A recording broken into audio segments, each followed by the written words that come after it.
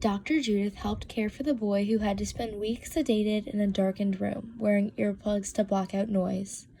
Even though he'd been given paralytic drugs to stop the racking spasms that tetanus causes, his whole body would tense up if someone near him spoke in even a normal voice. Kids in today's world are still living in these conditions due to the irresponsibility of their parents.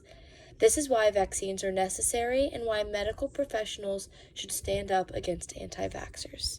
The world has a history of anti-vaxxers, but the main activist is Andrew Wakefield. Wakefield is a physician from London who has a study that dates back to 1998. Wakefield and 12 of his colleagues have a series in The Lancet, which suggests that the measles, mumps, and rubella vaccine may predispose to behavioral regression and pervasive developmental disorder in children.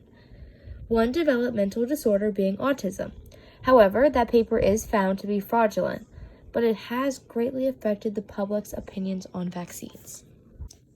Health officials need to stand up against anti-vaxxers due to the threat non-vaccinated people pose to society. The threats can be proven by the outbreak of measles in 2013 and 2015.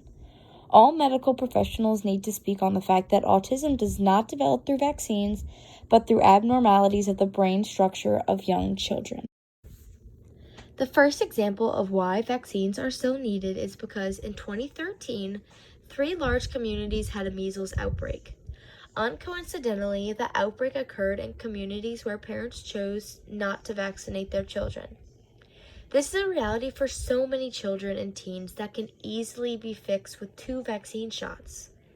Sadly, the number of children diagnosed with measles has increased up to 333% from 2013 to 2014.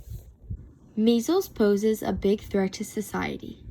Even if one does not see the disease commonly, one should still believe a doctor when he says to get a vaccine.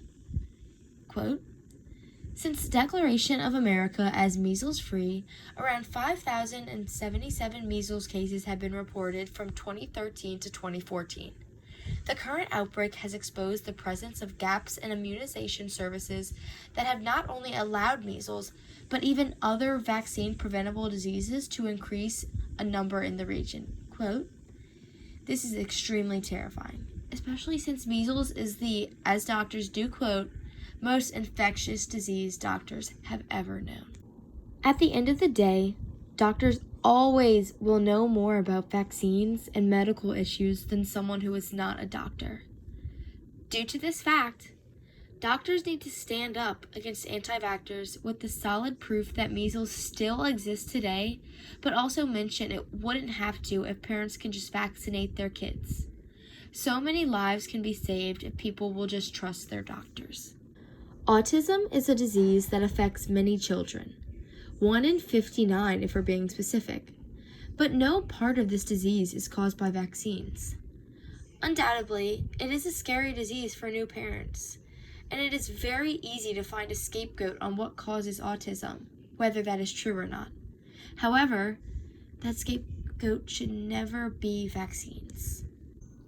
One specific piece of evidence that proves that autism is not caused by vaccines is by the Autism Society and says, "There is no known single cause for autism spectrum disorder, but it is generally accepted that it is caused by abnormalities in brain structure or function. Brain scans show differences in the shape and structure of the brain in children with autism compared to neurotypical children."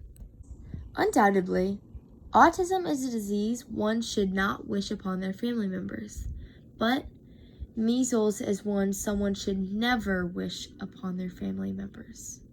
Thankfully, there are enough statistics to prove autism is in no way stemmed from vaccines, and that one can safely vaccinate their children and or loved ones with no consequences. Last but not least, if more people trusted a doctor's opinion, this would subside the phase and movement of anti-vaxxers.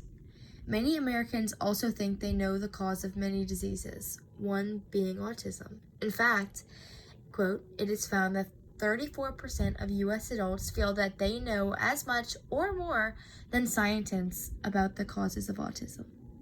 One cannot deny many people believe medical professionals when they say things. For example, An OBGYN doctor, or otherwise known as a gynecologist, will know more about female issues than a normal female would. So in this case, why would a disease control doctor who highly recommends vaccines know less than a random 30-year-old who says that vaccines cause autism?